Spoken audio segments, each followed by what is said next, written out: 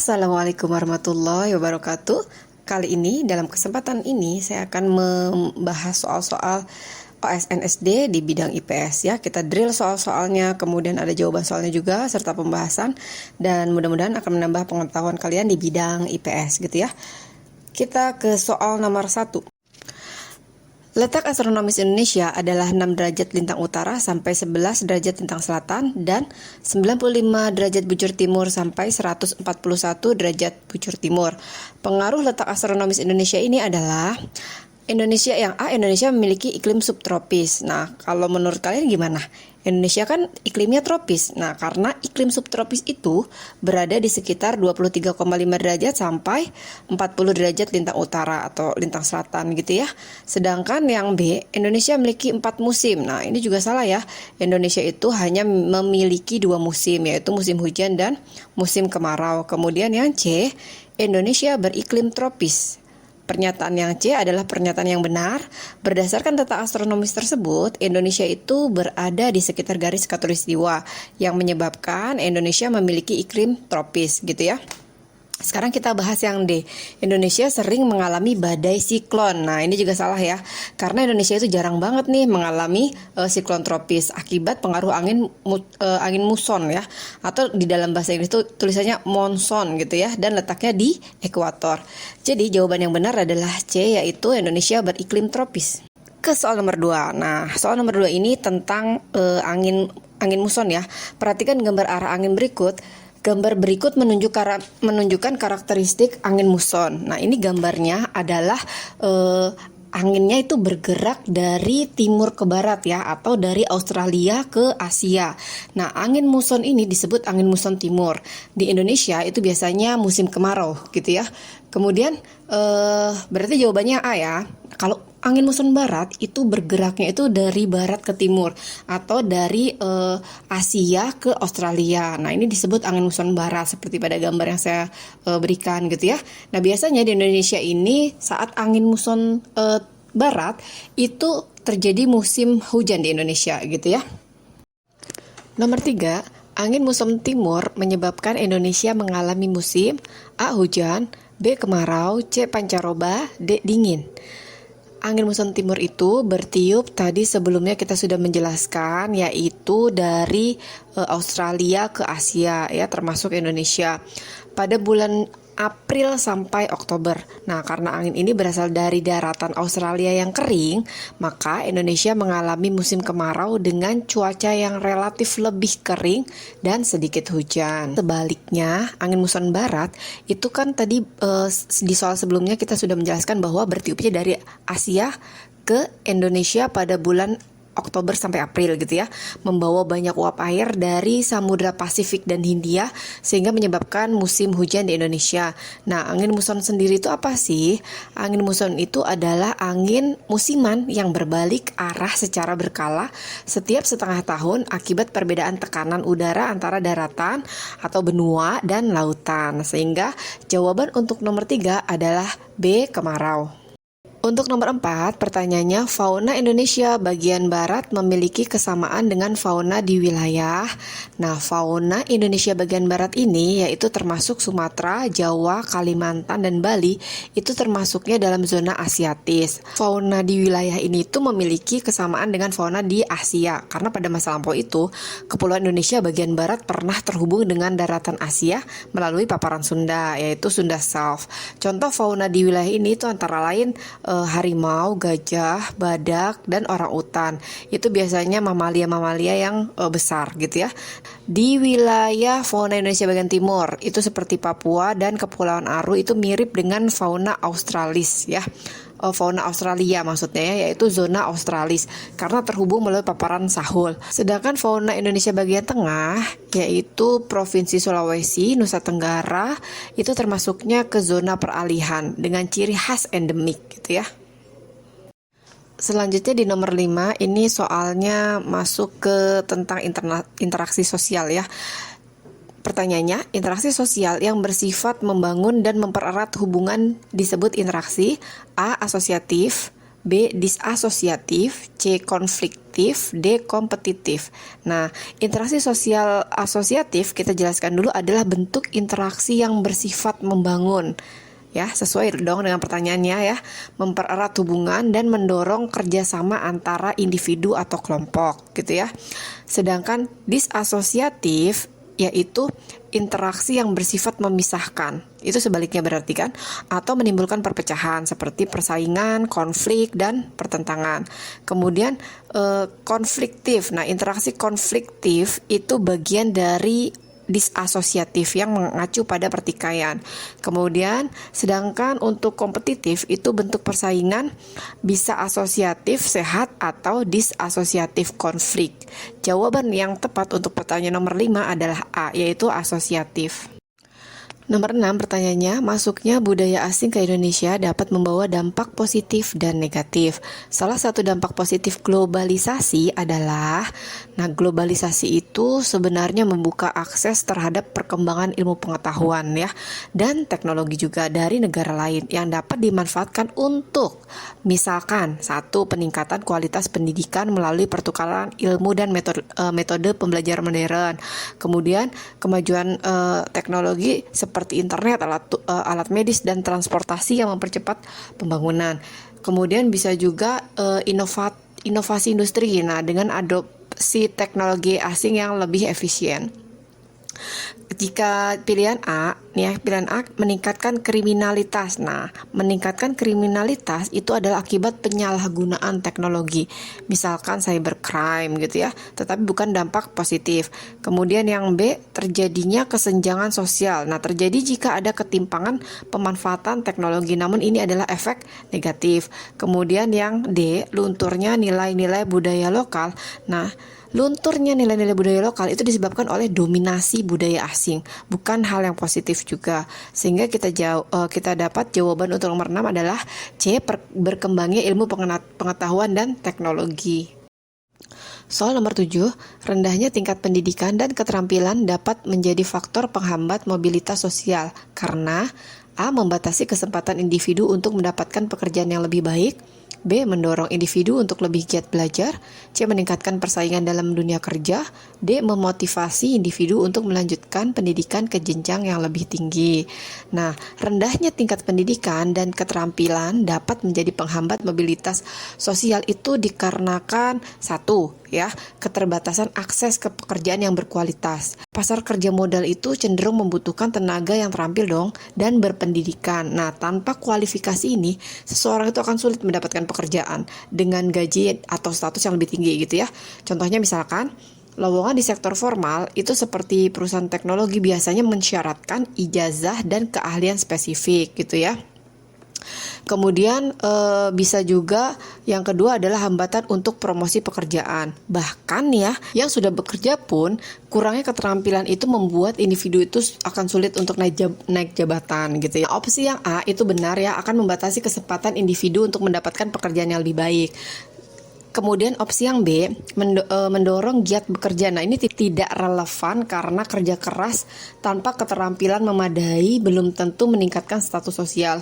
Kemudian yang C, meningkatkan persaingan dalam dunia kerja. Nah, justru persaingan terjadi ketika banyak orang berpendidikan tinggi, bukan karena rendahnya pendidikan gitu ya. Sehingga kita jangan jawab opsi C.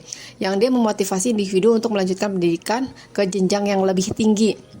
Faktanya, rendahnya pendidikan itu sering disebabkan oleh keterbatasan ekonomi atau biaya kan, bukan kurangnya motivasi ya. Jadi jelas untuk nomor 7 ini jawabannya adalah A. Soal nomor 8, perhatikan paparan berikut. Negara ini memiliki wilayah yang luas dan terdiri dari ribuan pulau. Sebagian besar wilayahnya adalah hutan hujan tropis. Negara ini juga dikenal sebagai salah satu negara pendiri ASEAN. Paparan tersebut menunjukkan karakteristik negara A, Thailand, B, Indonesia, C, Malaysia, dan D. Filipina. Karakteristik dalam paparan tersebut itu sangat sesuai sekali dengan negara kita ya, negara Indonesia. Negara dengan kepulauan terbesar di dunia dengan lebih dari 17.000 pulau. Kemudian hujan hutan tropisnya juga sangat besar, yaitu nomor 3 terbesar di dunia kan, setelah apa? Setelah negara Brazil dan Kongo. Kemudian juga termasuk pendiri ASEAN. Nah, Indonesia ini adalah salah satu dari 5 negara pendiri ASEAN bersama Thailand, Malaysia, Singapura, dan Filipina gitu ya pada tahun 1967. Sedangkan di opsi lain, misalkan Thailand. Nah, Thailand ini meskipun dia adalah pendiri ASEAN, tetapi Thailand tidak memiliki ribuan pulau yang disebutkan dalam paparan tadi ya, dan tidak didominasi oleh hujan tropis. Kemudian pilihan C, Malaysia. Nah, dia memiliki hutan hujan tropis, misalkan di daerah Borneo ya, tetapi wilayahnya itu lebih kecil dan tidak terdiri dari ribuan pulau. Kemudian negara Filipina yang D. Nah, negara kepulauan dan pendiri ASEAN memang benar, tetapi luas wilayah dan hutan hujan tropisnya itu tidak sebesar Indonesia lah gitu ya.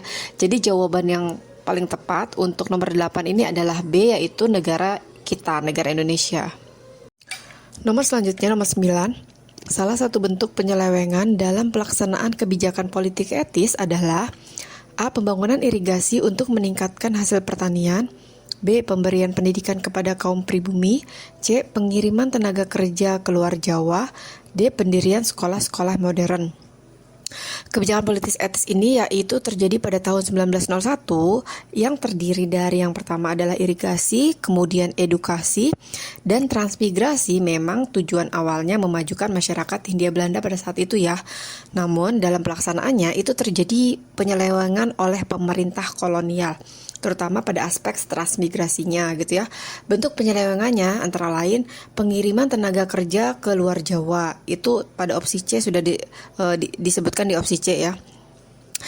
Transmigrasi yang awalnya dimaksudkan untuk pemerataan penduduk, tetapi berubah menjadi pengiriman kuli kontrak atau kerja paksa ke perkebunan luar Jawa. Kemudian mereka itu hidupnya dalam sistem poinalescenti namanya, atau hukuman berat jika melanggar kontrak gitu. Sehingga pilihan yang tepat untuk nomor 9 adalah C, pengiriman tenaga kerja di luar Jawa. Soal nomor 10, benua Asia adalah benua terluas di dunia. Batas wilayah benua Asia di sebelah utara adalah A. Benua Eropa, B. Samudra Arktik, C. Samudra Hindia, dan D. Benua Australia.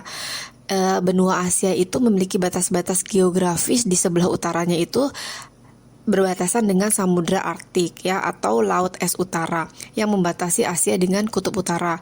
Kemudian di sebelah timur itu dibatasi dengan Samudra Pasifik, termasuk Laut Bering yang memisahkan Asia dengan Amerika ya.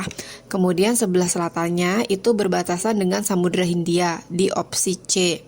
Kemudian sebelah barat itu berbatasan dengan Pegunungan Ural, Laut Kaspia, dan Laut Hitam yang memisahkan Asia dengan benua Eropa di opsi A. Jadi jawaban nomor 10 adalah di sebelah batas wilayah benua Asia di sebelah utara adalah B. Samudra Arktik. Nomor 11, tujuan utama dari kegiatan perdagangan internasional adalah perdagangan internasional ini sendiri bertujuan untuk yang pertama memenuhi kebutuhan dalam negeri yang tidak dapat diproduksi sendiri atau kurang efisien jika diproduksi di dalam negeri gitu ya. Misalnya teknologi tinggi dan bahan baku tertentu. Kemudian lagi tujuannya yang kedua untuk memperoleh keuntungan ekonomi dong pastinya ya, melalui spesialisasi dan efisiensi produksi. Kemudian meningkatkan kesejahteraan dengan akses ke barang atau jasa yang lebih beragam dan berkualitas gitu ya. Sehingga kalau kita lihat pilihannya yang A, meningkatkan ketergantungan antar negara, yang B, memenuhi kebutuhan dalam negeri, yang C, mengurangi devisa negara, dan yang D, membatasi masuknya barang asing. Nah, jawaban yang paling tepat itu adalah yang B, yaitu memenuhi kebutuhan dalam negeri. Sedangkan pilihan A, meningkatkan ketergantungan, itu bukan tujuan utamanya, meskipun bisa menjadi dampak sampingnya ya. Kemudian mengurangi devisa. Nah, ini salah banget karena justru bertujuan untuk menambah devisa melalui ekspornya dong. Kemudian yang D, membatasi barang asing. Nah, ini bertentangan dengan prinsip perdagangan internasional yang mengutamakan keterbukaan gitu ya. Jadi jawaban untuk nomor 11 adalah B. 12. Pemerintah Indonesia menerapkan kebijakan tarif untuk melindungi industri dalam negeri dari persaingan produk impor. Kebijakan tarif termasuk dalam kebijakan perdagangan A. Bebas, B. Proteksi, C. Liberal, dan D. Terbuka. Nah, kebijakan tarif pajak atau impor itu merupakan bagian dari kebijakan perdagangan proteksi. Nah, yang bertujuan untuk melindungi industri dalam negeri dari persaingan produk impor yang lebih murah atau berkualitas. Sedangkan di opsi A, bebas, dan C, liberal, itu merupakan kebijakan yang mengurangi hambatan perdagangan, seperti tarif atau kuota. Itu bertolak belakang dengan proteksi. Kemudian yang opsi D, terbuka. Nah, sistem perdagangan tanpa pembatasan signifikan itu tidak sesuai dengan penerapan tarif, gitu ya.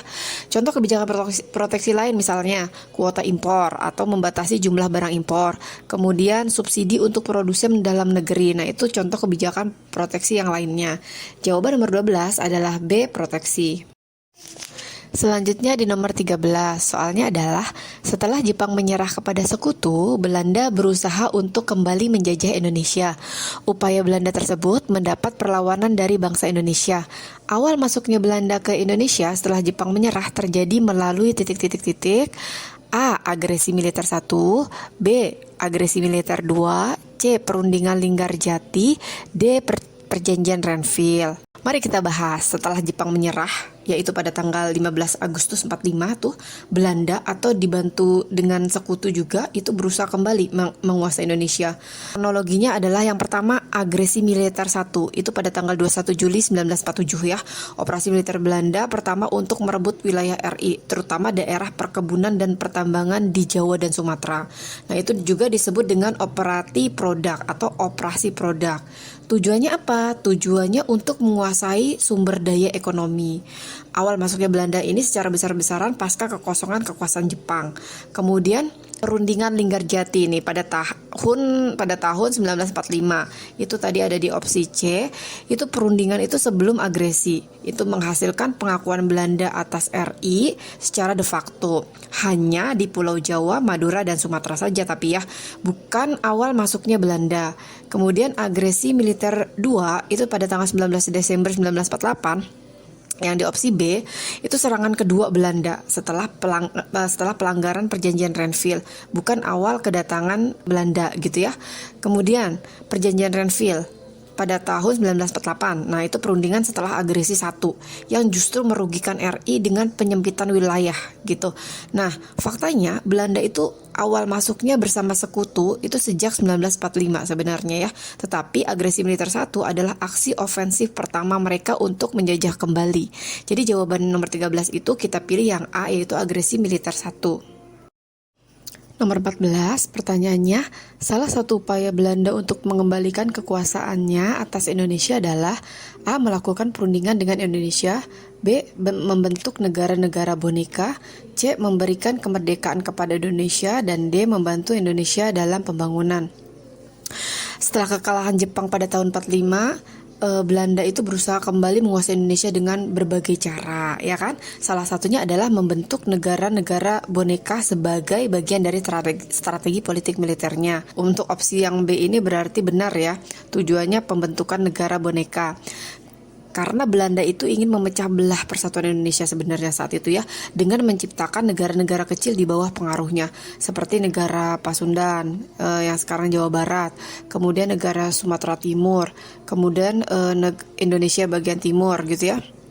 Negara-negara ini tuh diakui Belanda dalam konferensi Malino pada tahun 1946 dan perundingan Linggarjati pada 1946 untuk melemahkan Republik Indonesia. Nah, strategi divide et impera atau pecah belah dan kuasai itu dengan mendukung negara-negara boneka yang tadi bentukan Belanda. Nah, Belanda berharap dapat menguasai Indonesia secara tidak langsung dan menghambat diplomasi Republik Indonesia di dunia internasional. Berarti opsi yang B itu yang kita pilih ya. yang benarnya. Kemudian kita lihat opsi A, melakukan perundingan dengan Indonesia. Nah, perundingan seperti Linggarjeti dan Renville itu memang terjadi sih, tetapi Belanda sering melanggar hasil perundingannya, misalnya dengan agresi militer 1 dan 2. Jadi ini bukan upaya utama untuk mengembalikan kekuasaan, melainkan taktik diplomatik sementara. Kemudian kita cek yang C, memberikan kemerdekaan kepada Indonesia. Belanda itu tidak pernah dengan sukarela memberikan kemerdekaan kepada Indonesia. Nah, Indonesia memproklamasikan kemerdekaannya tanpa persetujuan Belanda, dan Belanda baru mengakui kedaulatan Indonesia itu setelah tekanan internasional pada saat konferensi meja bundar pada tahun 1949 ya. Opsi yang D, membantu Indonesia dalam pembangunan. Nah, klaim ini juga tidak benar karena Belanda justru melakukan penghancuran infrastruktur, misalnya dalam agresi militer 2 dan eksploitasi ekonomi ya. Jadi jawaban nomor 14 tadi adalah yang B. Nomor 15 pertanyaannya, pada masa demokrasi parlementer, kehidupan politik di Indonesia ditandai dengan A. Stabilitas politik yang kuat, B. Dominasi satu partai politik, C. Seringnya berganti kabinet, D. Kekuatan militer yang dominan. Nah, masa demokrasi parlementer di Indonesia itu pada tahun 1950 sampai 1959. Dalam sejarah politik Indonesia itu memiliki ciri khas sebagai berikut. Yang pertama, seringnya pergantian kabinet. Gitu ya, jadi dalam kurun waktu 9 tahun itu terjadi sampai 7 kali pergantian kabinet. Nah, artinya rata-rata satu kabinet itu hanya bertahan 1 sampai 1,5 tahun ya. Nah, penyebabnya adalah sistem multipartai yang ekstrim, terlalu banyak partai dengan kepentingan-kepentingan yang berbeda. Ya, bayangkan aja dalam satu negara itu memiliki banyak partai yang setiap partai itu memiliki pikiran-pikirannya sendiri gitu ya, yang memiliki kepentingannya sendiri yang berbeda. Kemudian sering terjadi mosi tidak percaya dari parlemen terhadap kabinet. Contohnya kabinet Nasir nih ya, pada 1950 sampai 1951 itu jatuh karena masalah otonomi daerah. Kemudian kabinet Sukiman pada tahun 1951 sampai 1952 itu juga jatuh karena isu politik luar negeri. Nah, sekarang kita cek opsi yang lain atau pilihan jawaban yang lain. Yang A, stabilitas politik yang kuat. Nah, justru tidak stabil karena seringnya pergantian kabinet tadi gitu ya, dan konflik partai yang terlalu banyak. Kemudian opsi yang B, dominasi satu partai politik juga tidak benar karena saat itu banyak banget partai besar seperti PNI, kemudian Masyumi, PKI, Nahdlatul Ulama, dan saling bersaing. Yang opsi D, kekuatan militer yang dominan. Nah, militernya itu pada saat itu belum dominan secara politik. Dominasi militer itu baru terjadi di era Orde Baru. Nah, dampak ketidakstabilan ini adalah program pembangunan yang sulit berjalan dengan konsisten gitu ya, menjadi salah satu alasan Presiden Soekarno itu mengeluarkan dekret presiden pada tahun 1959 untuk kembali ke Undang-Undang 45 dan sistem demokrasi terpimpin gitu ya. Jawabannya adalah yang C. Baiklah, sampai di sini dulu ya pembahasan soal OSN IPS tingkat SD-nya. Terima kasih sudah menonton sampai akhir dan sampai ketemu lagi kapan-kapan.